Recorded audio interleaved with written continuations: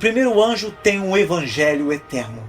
Devemos lembrar que um dos sinais que precederão o fim é a pregação do evangelho do reino a todas as nações.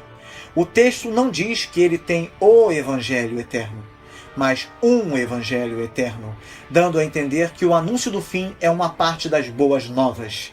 Para os adoradores do anticristo e aos que não querem se arrepender, o anúncio do fim não é evangelho, as boas novas, pois representa castigo e julgamento. Todavia, o anúncio do fim é boa nova para a criatura humana redimida, pois representa a consumação do plano divino da redenção. Este evangelho eterno era dirigido aos que se assentam sobre a terra, expressão muito empregada neste livro para as pessoas não regeneradas. A abrangência dessa mensagem inclui, portanto, os incrédulos de todas as raças e regiões da terra. Esta é uma derradeira mensagem de salvação perante o juízo final que se aproxima. Ainda não é tarde demais, e todos são exortados a que se arrependam. As expressões temei a Deus, dai-lhe glória e adorai aquele implicam claramente em arrependimento perante o juiz e criador de todas as coisas. Os homens que estão maravilhados com as manifestações do anticristo são convidados a voltar o objeto da sua adoração para aquele que é a origem de todo o universo e o único referencial digno da nossa manifestação de culto e louvor.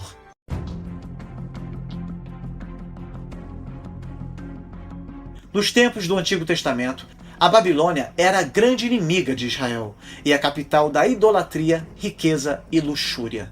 No Novo Testamento, foi personificada pela Roma do primeiro século, chegando a ser, na literatura apocalíptica judaico-cristã, um nome simbólico para Roma. Babilônia é, portanto, um simbolismo para a civilização apóstata dos últimos tempos, ou seja, a sociedade humana organizada política, econômica e religiosamente em oposição e desafio a Deus. A expressão vinho da fúria da sua prostituição é um simbolismo para o engano, a sedução e a prostituição a que são conduzidos os que se prostram perante a apostasia da sociedade humana dos tempos do fim.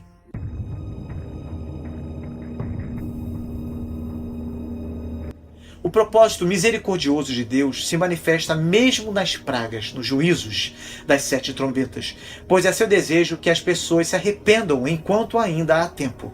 Entretanto, o reinado perfeito de Cristo exige que aqueles que se recusam a submeter-se a este governo sejam julgados. Enquanto Deus, em sua ira, não purificar o mundo de todo o mal e rebelião, seu reino não pode acontecer.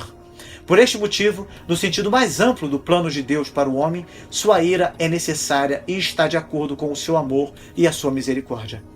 É inimaginável que pessoas que odeiam o Messias de Deus e participam da perseguição ao povo de Deus entrem no reino de Deus. O reinado perfeito de Deus e a instituição do seu governo no mundo inclui a necessidade de que aqueles que se recusam a se submeter a este governo sejam julgados e condenados. A palavra cólera, do grego thumos, e ira, do grego orge, empregadas no verso 10, não indicam uma emoção humana intempestiva e descontrolada, e sim uma reação pré-estabelecida da santidade de Deus à pecaminosidade e rebelião do homem. 2 dos principais temas do Apocalipse são a obstinação dos homens diante da salvação que Deus oferece, manifesta em sua submissão à besta, e o julgamento de Deus que tende a atingi-los. João enfatiza no Apocalipse a ira de Deus mais que qualquer outro livro do Novo Testamento. Porém, não é de maneira inconsequente que seu evangelho, que expressa o amor de Deus mais que qualquer outro, também insiste: quem se mantém rebelde contra o Filho não verá a vida, mas sobre ele permanece a ira de Deus.